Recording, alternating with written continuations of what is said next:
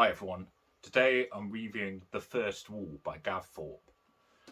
So this is book 3 in the Horus Heresy Siege of Terra series, and it's penned by the sort of steady, experienced hand of Gav Thorpe, who's worked with Black Library and writing Warhammer books for ages. So a lot of experience coming into this one. Let's see how good a book it is. The premise for this book is that the traitors are now at the wall itself at Terra. And ahead of reading this, I anticipated a similar book to its precursor, The Lost and the Damned by Guy Haley. You know, I'm expecting epic battles, a lot of cameos, and basically a steady progression of the traitors advancing on Terra itself. So have you ever read a book where the action pieces keep getting set up, but they kind of fall flat? They don't really feel like they create much tension or excitement.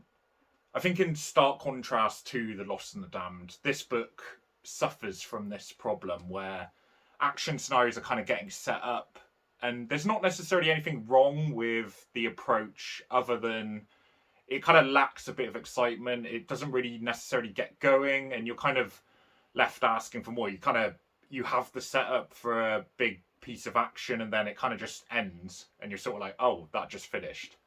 So that's kind of my feeling with the action a lot in this book. And I think something I was worried about ahead of the Siege of Terra is the amount of time apportioned to individual characters and set pieces. And I think, again, this is a bit of a problem where I feel like that some of the writers have to include a certain amount of separate characters and to flesh them out enough, and it's kind of a tricky balance to maintain between actually making the book itself good to read in terms of action or plot, and making sure all the characters and scenarios are included. And I think perhaps the biggest missed opportunity from my perspective were some of the really epic personal confrontations, let's call it, in terms of big characters of the Horus Heresy coming together and finally having a final fight, inverted commas. In this book, there was a couple of them, and they really seemed anticlimactic. They kind of get set up, and then it didn't really feel like it delivered to me. And for spoiler reasons, I won't say who those fights are in between, but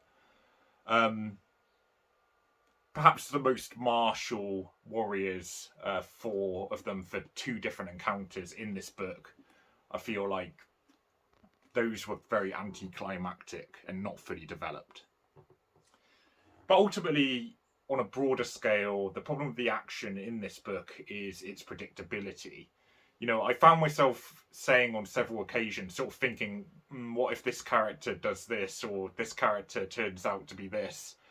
And I kept being proved right, which is never a good sign. And I wouldn't say all books need twists necessarily, but it does help if the action feels a little bit flat or the plot is a little bit linear. It helps to have a twist or something to change this. And I will concede that I think there is one pretty big twist, actually, as I'm saying this. But I found that predictable, personally. I don't know if that'll be everyone's experience, but with one of the human characters, there was a sort of twist, and I was kind of like, oh, kind of saw that coming. In terms of the story and the plot, again, it's quite similar in terms of the problem with the action, in that this book is like several hundred others I've read. I feel like, there's nothing necessarily egregious with the plot, but again, there isn't actually that much to say about it, I wouldn't say. And when you're kind of writing a review or writing notes up, I actually found myself struggling for points in terms of what to say. And sure, it progresses some of the narratives of some of the characters, but, it's a pretty limited in that regard. I think, except for maybe the Imperial Fists and the Iron Warriors, there's not really that much development necessarily. Perhaps more so with the human characters is a bit more interesting.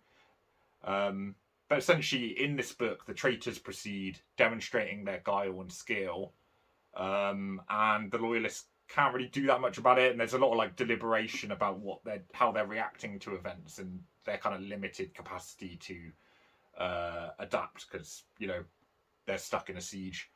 So, on the other hand, I think the strongest story sort of plot part was the palace investigation, I'll call it.